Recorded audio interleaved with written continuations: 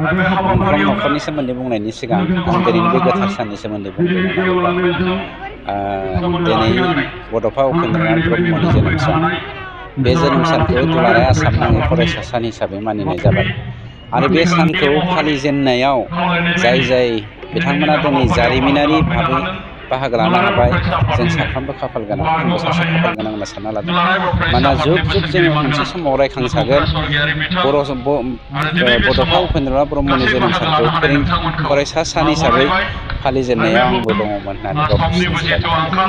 2 नाम्बाराव मुंख्लंआ जोंना 3,468 सा दङ। बिनिनो 201 साखौ जोङो फैगौ 3 एप्रिल खालि होजेनसिगोन। बाखिखौ जोङो फेस हिसाबै होलांबाय थागोन। बेयावथ' 5 लाख ना एसक्रिपसननि माबाया बे फेस हिसाबै जालांबाय थागोन। बिथांमोना फेस हिसाबै जालांबाय थागोन। धैर्य हमनांगोन। खेबसेनोथ' सरकारा मावनो होनबा गासिखौबो मावजोबनो हाया। माखासे टेकनिकेल प्रब्लेम थायो, सिस्टेम थायो।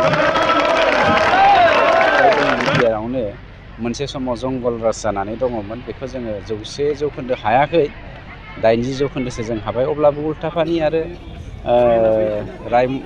जोंनि चिरांनि माखासे खोन्दोआवहाय दंफां दाननाया बारा जागासिनो दङ। मेइनलि मेन पावारा खम, जोंहा मानसिनि अनजिमाया खमखायनो जों बेखौ प्रटेकसन होनो हाया। जोङो नाजागासिनो दङ आरो दाथ' स्पेसियेल टास्क फर्सआबो दंफैसै। गतिके जोंहा फोथायनाय दं, जोंनि समाजा हेफाजाब होयोबा जों बेखौ माबानो हागोन। सोरनिबा राजखान्थियारि इनस्टिगेसनबो थानो हागौ, बा बेक्तिगत मानसिया गावनि मुलाम्फानि थाखाय मावनोबो हागौ।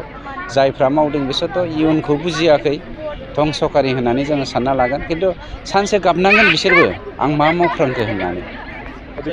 बे खेबावथ' जोङो साननैसो नायथ'बावदो, नैबे एसेमब्लिखौ जोबनो होग्रो। आं दा जेबो बुंथ'वा, माबायदि एक्सन लागोन बिनि फिथाइखौ बावैनो होनो थाङो। बे जोंनि थाखाय आनफर्चुनेट। बड'फा उपेन्द्रनाथ ब्रह्मनि दैदेननायावनो दिनै गोबां दैदेनगिरिफोरा दैदेनगिरि जानो हादों। हारिनि सिनायथि, हारिनि आसार खान्थिखौ दिनै जोङो जौगाखांहोनो हानायनि गुबै फुंखायानो जादों बड'फा उपेन्द्रनाथ ब्रह्म। गुबुन गुबुन दैदेनगिरिफोरनिबो बेवहाय आखाइ दङ, बिदि होननानै जों गैया होननानै बुङाखै।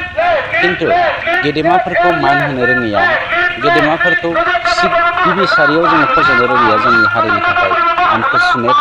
आरो बेफोरबायदि दैदेनगिरियानो जोंनि समाजावहाय गुबुंले आबहावा सृष्टि खालामनो नागिरो। बिथांमोना मा थांखिजों फालिदोंना फालियाखै आं मिथिया। फालियाखैबा बिनिख्रुइ साबसिन आनफर्चुनेट थाबाय।